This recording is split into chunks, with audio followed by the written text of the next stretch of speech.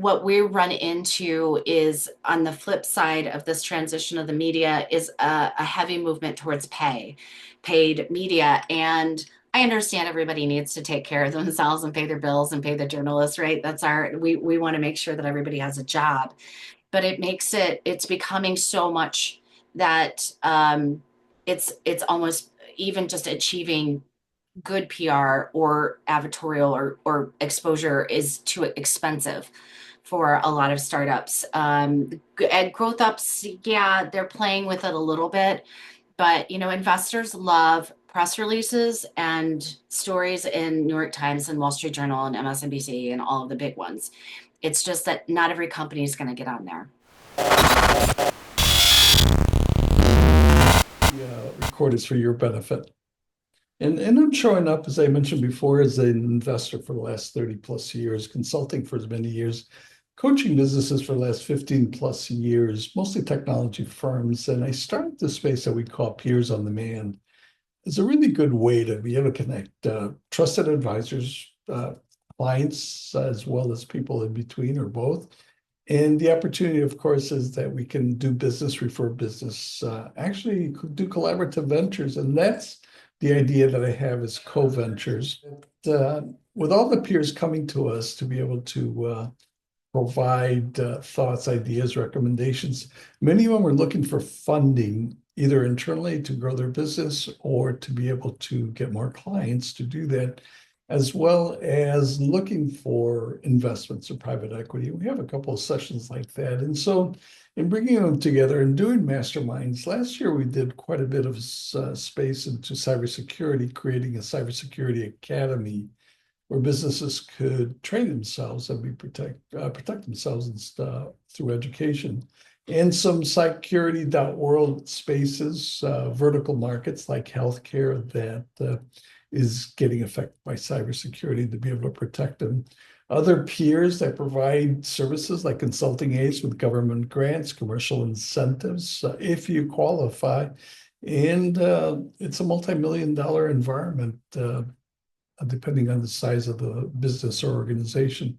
And also Entrepreneurs University was training for small and medium and large size companies, which Bob Norton can speak a lot more about that. We're also working with VenOps that focuses with medical institutions, mostly hospitals, about 1,000 clients, and also in orthopedics as well, to be able to help them through risk management and compliance, but also they stepped in with an AI tool to be able to leverage that, as well as some of our other peers, Echo.ai, Savvy.ai, that really leveraged their business and employee benefits as well as assessments.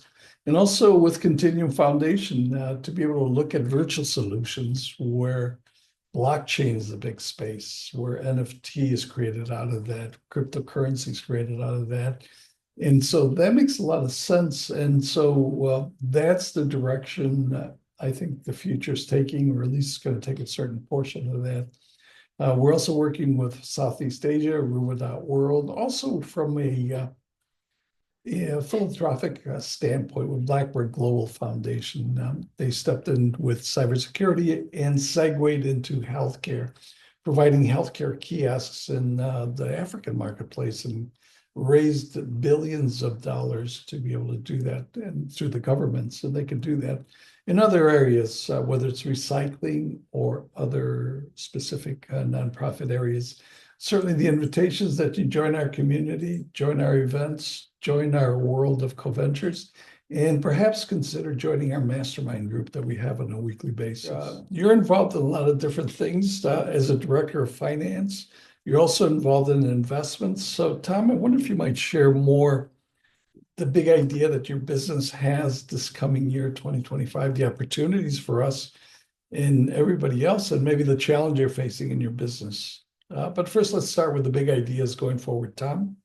I think primarily with the change in government here in the United States, one of the things that we're focusing on is, especially what's going on, there's a lot of opportunity in rare earths, also in the green industry, but overseas. Primarily, we're looking at Egypt, Morocco, in areas throughout the Middle East right now, because we believe that moving forward, we will get some volatility. We'll get some openings to get in there.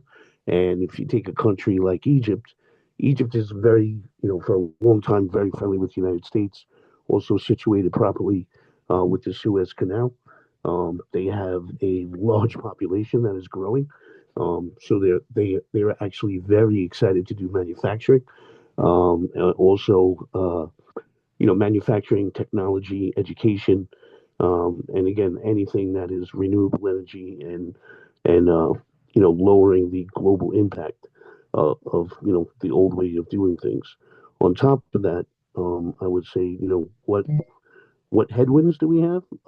Basically, I guess the uncertainty, what I believe, uh, is people not realizing the very the scale and how easily it can be tipped with tariffs if they go too far, with other countries, forming and uniting, as we're seeing with the BRICS looking to move away from the dollar. Does it actually happen? Who knows? But even the threat of it could set off, economic turmoil and panic. I think that China still needs to be very closely watched with their rare earths moving forward, especially as they continue to move forward with their everything China on the technology side. It's one of their goals for 2025, as I'm sure everybody realizes. So, basically, in a roundabout way, waiting for a little bit more turmoil to go bargain shopping in the markets, but continuously always looking for opportunities to build and grow partnerships with strong governments and strong partners and strong leaders of industry. But the currency aspect, because that is shifting. The BRIC nations are looking to get away from the US dollar. And of course, cryptocurrency is rising too. So, can you say more about the state of the financial areas around the world where you're going to be stepping in, Tom? I think you're going to need to be hedged in. And as far as on the currency side, I think the major thing that people don't realize is, China still is a major holder of our debt, right? And the reason why these countries are looking to step away is because of good, better, and different. The West's policy of if you don't do things our way, we'll just simply seize your assets. I mean that's their primary number one fear, right? And as that happens, and if they unite that way for economic reasons and for trade reasons, then the next shoe to drop in is obviously we could step in. Any one of them could form an alliance and basically a NATO, right? Like we have, and then look to act in the matter of national security. Over the weekend, I think one of the biggest real estate deals I wish Trump never gets involved in is, I saw the ridiculousness of, suggesting that the United States should own Gaza. Take, that would be a complete disaster on so many fronts, and I'm sure everybody here knows why. Um, it wouldn't cause peace; it would cause more turmoil. It would again make us look like we're just puppets of Israel. We'd be surrounded by, you know, Muslim nations, even friendly ones that would view it as, us overstepping our bounds again, and we would have millions of Middle Easterners, just with another reason to look at us as imperialists and wanting to come in and change the way they live. So I hope that deal doesn't happen. I think that could push the scales. So this is Shelley. I'll plus up on, I'll evaluate in a different way, I think, maybe.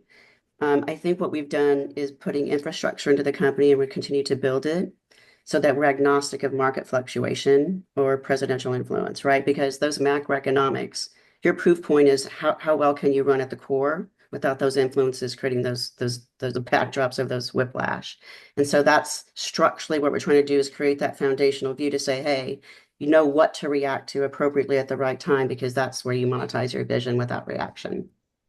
That's kind of where my head is. Yeah, that's well said, Shelley. Maybe you could say more. You're, as I heard it, the back end to Tom Dugan's front end in terms of the business, how you work together. Can you share more about your focus from your business standpoint? Obviously, you're a global, you have a global presence. The focus for this year, the opportunities that perhaps we can step into as business leaders, and the challenge that you're facing in your business. But start with the big focus, the big idea, Shelley. You bet, you bet. And it sounds a little bit, it's more kind of office and infrastructure first because it's going to support our vision to go to market. But right now, what I'm teaming up with Tommy on is really putting in what I'm calling corporate hygiene. And that means bringing vertical integration to the forefront, running it truly like you would a business, right? In a different environment. So yes, it's private money, and yes, it's private placements, and yes, we have a family office, and we do capital calls, so we act like a fund of funds. We can create any structure flexibly, but where are we best monetizing that? So I'm putting metrics around the business, an operating system in play that's custom that can flex with those opportunities. And then I'm also setting in strategic steering at the top of the house so that we always have our field of view, 5 years forward, and we're planning forward, but we're reacting appropriately and to the right levers at the right time. What do you see as maybe the effect of what you're doing influence us or directly address what we're doing, Shelley? I think it does one or two things. It helps us get the right partnerships built into our environment. So we seek the right kind of partners who help build a global impact for community impact as well, right? It's not just about the money, it's the fit and the partnerships. And I think bringing the right talent in, like Tommy and myself, and then cleaning up that front end, as we get tighter in what is our vision and how do we go to market, it brings in the right partnerships so that we can do that together and build together. So that's part of what I'm doing is helping create who do we work with, who are the right partners so that we don't waste time for other people as well, right? Because capital raising's hard and it can be really frustrating. So we kind of got cleaned up on who are we and who best fits our model of going to market as well as part of our Well, ethos. there may be some of those partners here in our audience. Let me open it up to see if anybody has a question, comment, thought, feedback for Shelley. Anybody? It isn't tangible, actionable stuff, even though I know we're talking about a 5-year vision here. So I'm not sure how to apply that to any actual company or situation because it sounds like something government can do or philanthropic organizations can do, more than it sounds like a tangible plan for growth companies, which, we work with $1 to $30 million growth companies. So they got to have actionable operations plans. And I guess the reason I threw a mud ball at Trump is because, you know, his his strategy of like tariffs is just absurd. There's an economist I've heard of that, tariffs are a long-term strategy. No CEO is going to bring jobs back to the US based on him throwing out these tariffs because it's a 2, 3, 5 year, 10-year payback for building factories. And everyone knows Trump isn't going to be there that long. It's things like that that make you have to ignore what's sort of happening at the geopolitical level. The monetization piece of it is what I'm not talking about is the way that we measure and monitor the business through a KPI lens, right? Because part of that is the front side is kind of fluffy because that's the steering and get the visualization of the business on where we're going because that needs to happen in order to manage the portfolio. The next level down is how do we manage that? So we have a group COO who's an expert, a black belt, Six Sigma, has operational proficiency across the board. So they come in and they operationalize it step by step, right? Building deal flows, tagging it with Tommy, going global. There's some internal dynamics that also create profits back to the nonprofit organization and the family office. So all those lines of business are being monetized day by day through operational efficiency. And I know it sounds fluffy, but there is an operating the plan that goes step by step. This is how you handle a deal, A, B, C, D. This is the process next to build our global footprint, A, B, C, D. So the vision has steps behind it that become part of our operating plan. And we've specifically just introduced a plan for portfolio value optimization because a lot of investors are still playing the home run game where they depend on the top 10% to generate all their profits. And we think there's a huge opportunity to save and where the investment thesis is good, to do more operational support and give those companies another swing at bat, where more than half of them are kind of abandoned after a Series A. And innovation is an iterative process. You're going to have a significant failure rate. We have a skunk works system that prevents product failure launches almost 100% by doing more upfront work, and allows companies to really validate the product. Statistics and surveys show that 43% of products that are launched find out there's no market for the product, and there's kind of no excuse for that.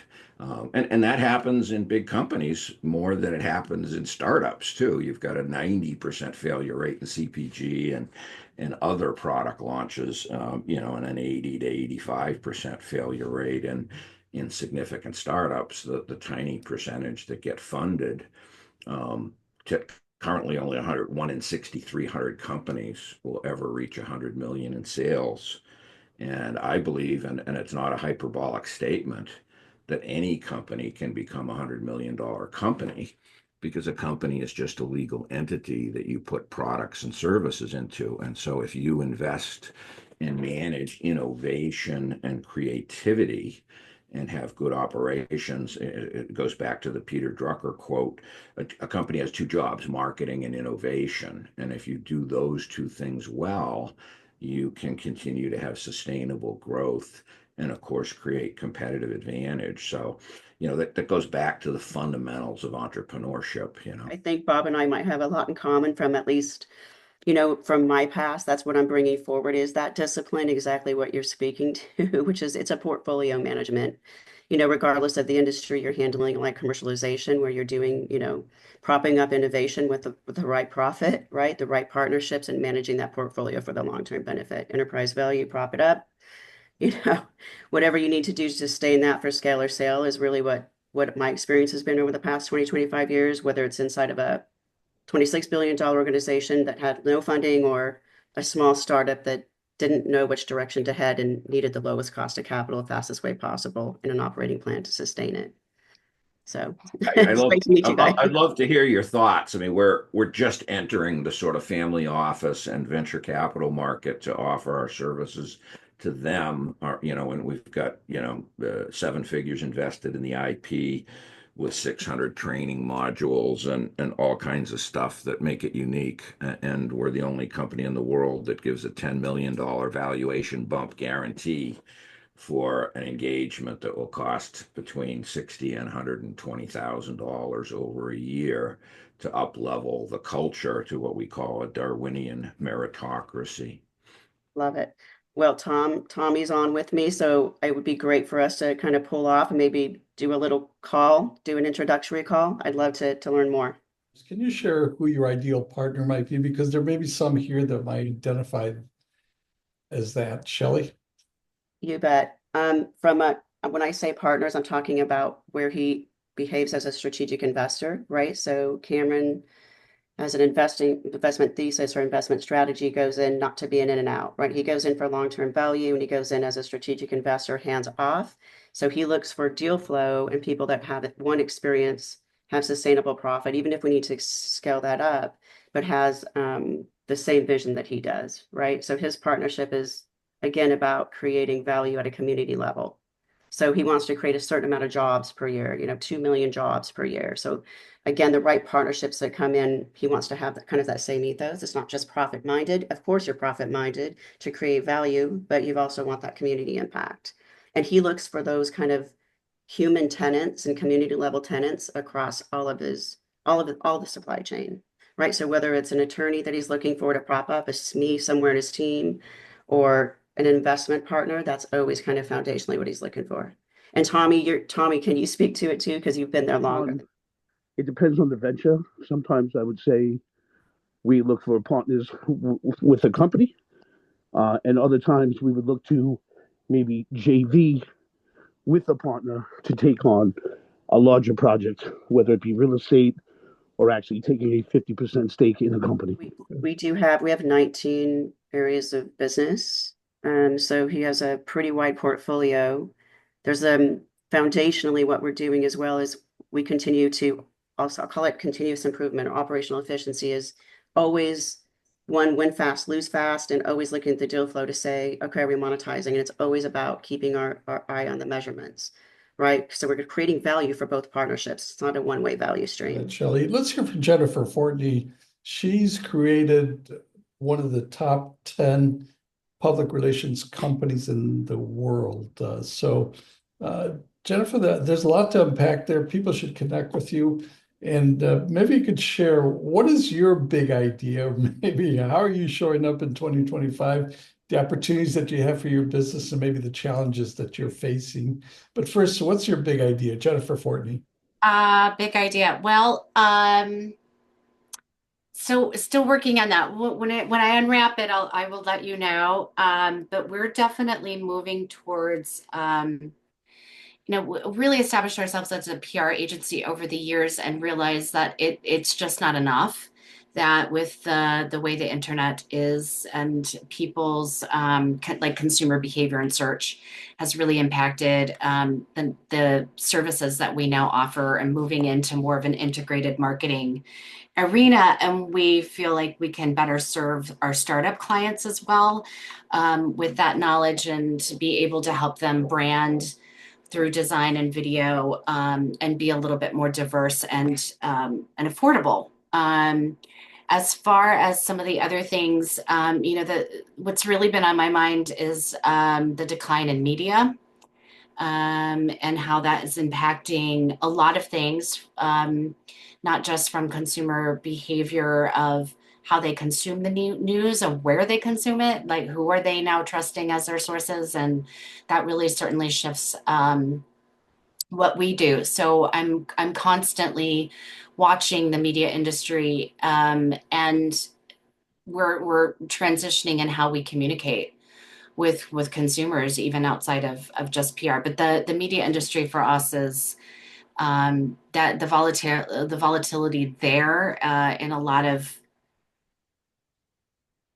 layoffs and shuttered publications. Certainly that as a former journalist, I feel like that impacts us as Americans.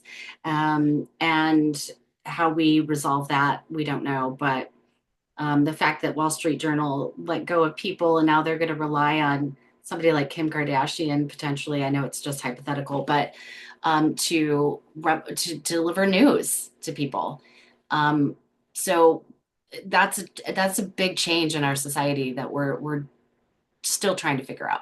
Well, I'll identify specifically with founders and startups and how we are transitioning PR for them, and it's simply because so many places that we would normally have them have shuttered, or they're not covering the topics anymore, or they want only the big companies. They want, a fundraise of 100 million. They'll tell that story. But for our founders, we're really having them niche down and focus on exactly where their audience is. And they'll always say, top 10 list is New York Times, TechCrunch, all of these things. And I said, well, you're going to have to work your way up there, right? That's not a magical wand that we can just wave anymore. And we have to be sensitive to understanding what these outlets want to cover. How do we create trend stories that are valuable?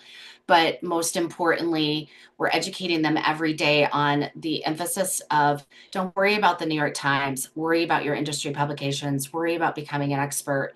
And so we actually are doing so much more thought leadership and trying to move our founders into the place of thought leadership. And it seems to be working quite well. Yeah, media fragmentation has moved what used to cost $10 million back in the 80s, with a TV campaign to being $1 billion expense. And the degradation of, news into edutainment, has, I think it's hurting society in an irreparable way, to put people like, influencers out in a position like that. And, combined with the social media delivery of news, it's ridiculous. So I think you're right. The only strategy is to focus on the publications with authenticity around, your product and your industry that are going to be visited before a purchase is made, and obviously to some extent in raising money, getting to the investment community with some branding directly.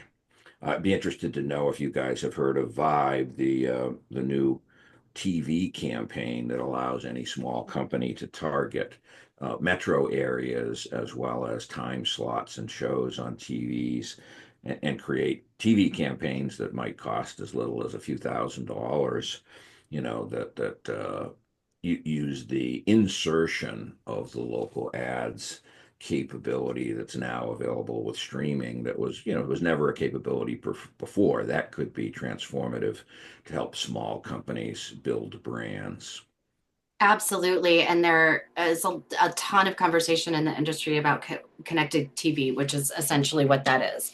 And I mean, I watch the WGN news on streaming here, and there are always spots where they'll say, we'll be right back. So there are opportunities that are affordable for companies to, and you'll see all kinds of startups and interesting companies if you just put on a streaming channel, even Reuters or any of them. And it certainly allows for a certain amount of exposure. But what we run into is on the flip side of this transition of the media is a heavy movement towards paid media. And I understand everybody needs to take care of themselves and pay their bills and pay the journalists, right? We want to make sure that everybody has a job, but it's becoming so much that it's almost even just achieving good PR or advertorial or exposure is too expensive for a lot of startups. And growth ups, yeah, they're playing with it a little bit, but investors love press releases and stories in New York Times and Wall Street Journal and MSNBC and all of the big ones. It's just that not every company is going to get on there. And so I think, to your point, one of the things that has been on my mind, at least for the last 3 or 4 months, as we're really transitioning, is how do we still offer, or how do we help our founders communicate to potential investors the value of really owning their industry media?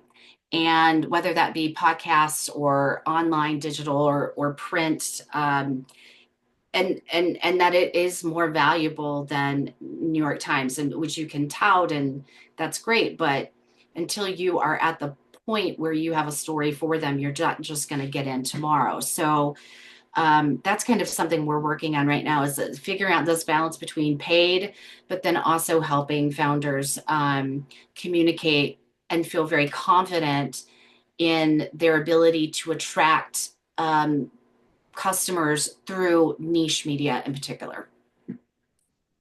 Yeah, it's sort of the equivalent of a long tail strategy for SEO, being able to target all these micro outlets in an economic way. Now, we're going to try a campaign on Vibe sometime, and hopefully the first half of this year. We're designing an ad for the news outlets now. I'd be really interested to see how that turns out for you. Well, come back in the summer and we'll let you know.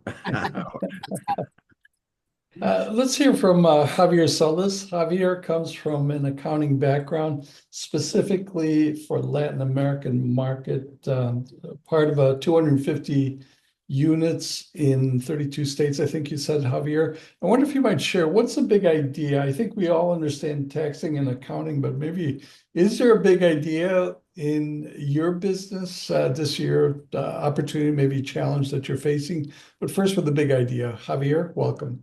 Rocky, thank you. Before I go there, I have a question for Jennifer. Because I see that a lot of these influencers are really taking over more than anything, the marketing area. But PR, it's always needed. I don't think that public relationships with influencers don't really work the way business should. You still think that these influencers might not removed, but at least do a lot of the PR work that our businesses need? So it depends on your definition of influencers, but what I will tell you is that affiliate PR, which is essentially getting bloggers or influencers to write about your product, especially products. Write about your product, and then when they're recommending it, sharing it, then they have a link. They can earn money based on their recommendation, right, of your product and service. The major magazines, Hearst, all of the Meredith, they all use affiliate links if you have a product. And sometimes a service, it depends. But so in the consumer product world, consumer tech, but especially fashion, beauty, those areas is almost 100% these affiliate links.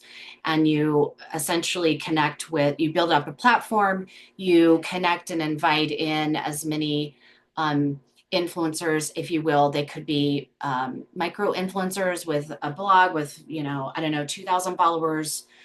And then the higher up you get, the more percentage they want to earn. And or they might actually just come back and say, yeah, we're really looking for paid partnerships. And again, totally appreciate everybody needs to earn a living, right? And if they have a platform and a voice to speak from that could be influential, if not transformative for a company, then that's just a whole nother part of that paid aspect. But I think our clients actually prefer the affiliate program because the percentages are lower.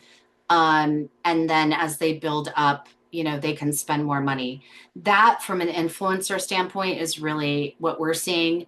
But back to the news thing, I just had a thought, Robert, too, that it also applies here, is we can't control consumer behavior. And we have younger generations that are turning to social media for news, and their friends are becoming influencers, right? Their friends are influencing them on via the content they share or the news story that they share. And so I'm not sure how this is all going to break out. I mean, I know that traditional journalism will never die, traditional PR won't die, it's just shifting. And the good thing is, Javier, that even though we see a lot of the larger national online and traditional publications and newspapers cutting back, we're seeing a rise in niche. People are very interested in what they're interested in. This is not such a bad thing. So I'm going to use knitting. Knitting magazines have been around for ages. They have their own Facebook communities, and it's an entire. You can share ideas with somebody in Europe, right? And people want to be part of a community, and that is where I actually see a lot of potential for companies that large companies have been doing it, but moving smaller companies into that idea of building community, that's going to be really important. And within that community, now you have them influencing each other. So The big idea that I had was something that God put in my mind and my heart 10 years ago, to create a consulting company that would provide consulting services for the general population on a global level in reference to product registration for any type of product. So it's either from the US to Latin America to the US, or from any country on a global level. So that evolved a little by little into establishing legal entities in Latin America, where now we have affiliates in Mexico, Colombia, Ecuador, Peru, El Salvador, and Guatemala. And the big idea is to be able to grow and be able to distribute the products across the region and continue to be the consulting company that we've been able to gain that trust across the board, and mostly is support the Latin America growth into the big countries, because that's a lot of the countries they're wanting to come out, and there's a lack of knowledge and reference to how to do that. And I thought that Javier Solis, the information that he provided was really good in reference to, the taxation across the regions, which I was trying to find somebody that could help me with that. So that would be a great opportunity. Well, our big idea is to increase the ratio of companies that break through the 1 million, 10 million, and ultimately $100 million barrier by providing a lot more structure and discipline around operations management. We have 6 separate systems that collectively create a closed loop. In the scientific term, that's why our name is airtight management, because they will set up a company to have a high performance culture and continue to innovate and grow. Our challenge is building a brand around that, where we're new in the space and have been perfecting the IP for many years now, and we're just starting to scale that. And of course, it's not a recognizable brand, and so you've either got to get into a company by a warm referral, or you've got to have some other way in through the investor or the board of directors, to have the credibility, because it feels like a risky bet. It's actually not a risky bet at all, because it's not a full year commitment. You can back out of that at any time. But our challenge is getting our name out there. As I said, we've launched a program to help investors enhance portfolio valuation, and we'll be beginning to approach for the first time VC funds and investor funds, like maybe some angel syndicates, but more the Series A, Series B area, where they've raised $1 million to 10 million in an early stage round, and they're just needing to put in the infrastructure to begin to scale. So we come in and we invest our time and our IP, and we earn a small slice of the company, as it working, often under the title of a fractional COO, but doing it 5 times faster than any fractional COO could, because we bring this platform of intellectual property and 600 training modules and over 1,000 best practices that we've been teaching since the CEO Boot Camp was founded in 2004. So we're just got to get it out there and crank away at building our sales and marketing distribution, because I think we have the best product in the world by far. It's actually 18 times more comprehensive than EOS, which is completely different business model and a completely different target market, really. So I think we can create a gold standard, but obviously building a brand takes years.